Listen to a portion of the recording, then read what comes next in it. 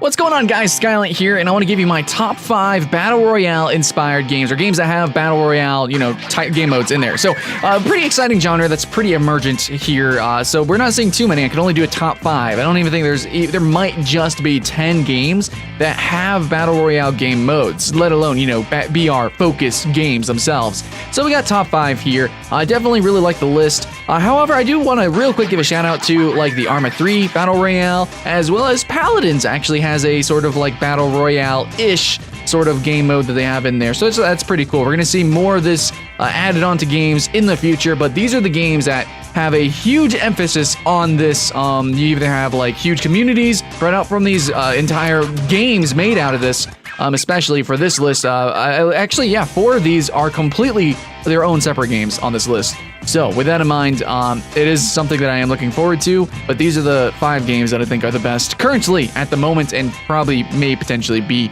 reigning champion throughout the year at least. But maybe next year we can update the list, maybe even do a top 10. So let's go ahead and start with number 5 here. And number 5 is a game called Down to 1. It's got mixed reviews. It's not looking too good, but honestly, a lot of the games actually on this list have mixed reviews because they're early access state. They start out either as a survival game and they switch over to Battle Royale, or something like that. So Down to 1 actually started with the idea of being like Hunger Games, being a Battle Royale. They started out with that concept. However, it was clunky, it was awkward, and honestly, actually, all the games on this list kind of are in the end.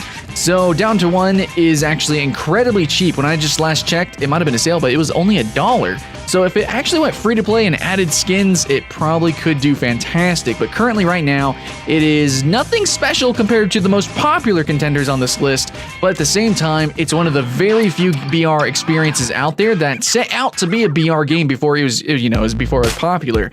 And it's good enough for the price point. If it was free to play, it'd be amazing. But for $1, I don't know. Some people don't want to spend $1. Then again, the other games on this list cost more. Okay, so moving on is Minecraft. Minecraft does cost more. Minecraft as a whole has a ton of mini games. Okay, so Minecraft as a whole is a good game, but that's why it's ranked so low, because we're only ranking based on the Battle Royale aspect. And there are so many different kinds of Hunger Games and Battle Royale type of game modes, and there's entire BR servers out there. But Hunger Games and the whole Battle Royale thing for Minecraft recently has gotten really good, but previously it wasn't so exciting. They didn't have like a lot of crafting in a lot of these servers.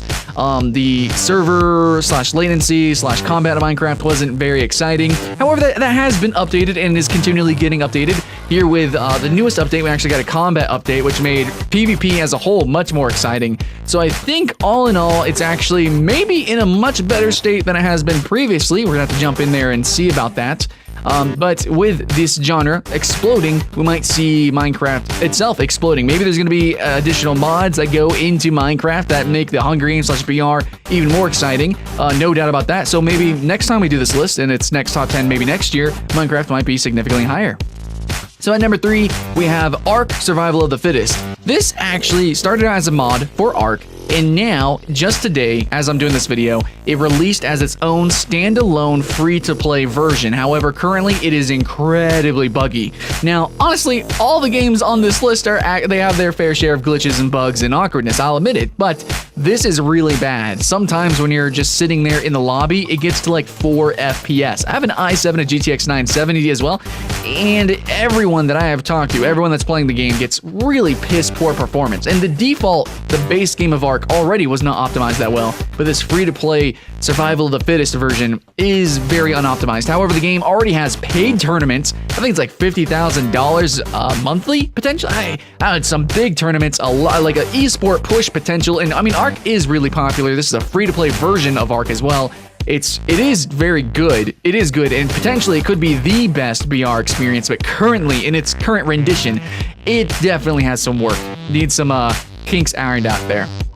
Number 2, I'm going to put H1Z1 King of the Kill. This one is King of the Castle. H1Z1 is the most popular BR, I think, currently.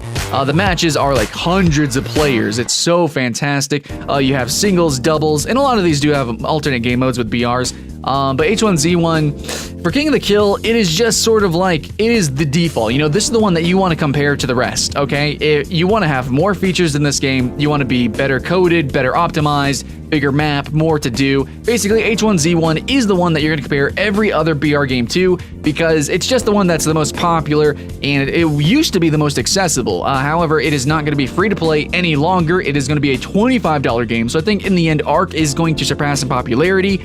Already, Ark, the standalone game, was super popular and has better reviews. So H1Z1, it's a cool game. I really do enjoy it. It's super popular on Twitch, on stream.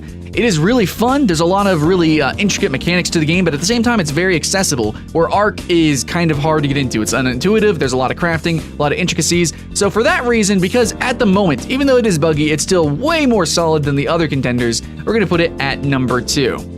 Now, number 1, though, is going to be a new game that just recently came out, and that's The Culling. The number of players is significantly lower, at least right now, than King of the Kill H1Z1, but the mechanics, the one-on-one fighting is so much deeper. The crafting is deeper. Like, for instance, the fighting, like the melee, it's not just like basically useless in H1Z1. It's basically, essentially meaningless. In the Culling, you can actually knock back people. There's a lot of different kinds of weapons that you can melee with in the Culling, especially with all the different sort of traps. There's like different traps. There's poison gas. Of course, there's poison gas. There's different kind of contraptions that you can create, gadgets, etc., etc. And the map design also is a little bit more, it promotes close range combat just a little bit better. And overall, the game isn't just filled to the brim with tons and tons of long-range weapons, right? So there is a little bit more close-range weapons. And I can say the same for Ark Survival of the Fittest. But the Culling, overall, has the features of Ark dumbed down a little bit. It has a lot of features of King of the Kill, has a lot of features of Down to 1, except it's all kind of put into just a much neater package. Everything just plays just a little bit better, and for that reason, I think it's probably, even though it's one of the newer games out there, it's just the most polished. Even though it kind of came out of nowhere, it just seems to be the most exciting and overall the most competitive, even though I don't think it has these giant tournaments going on right now, even though it doesn't have that many people playing, it's not a free-to-play game. There's so many things that are holding this game back compared to its competitors, but at the same time, there's so many things that actually just like from a critical standpoint just make it better. Yep, that's it. So that's my top 5 for BR games. What would you add onto this list? What would you take off? Please let me know in the comments below. Thanks for watching. This was just a quick top 5. Pretty casual here, but hopefully you had fun with it, and hopefully you have fun with these games. Yes, I know there are some mods and things from some other games. I haven't played them, and you know, honestly, this genre is emerging, so you can't blame me for missing a game or two. Hopefully, get excited for the next top 10, though. Try to do a top 10 every week. And check out my stream. I actually stream, like, all these games. Check out my stream at twitch.com or .tv/Skylint. And I'll see you there, yeah?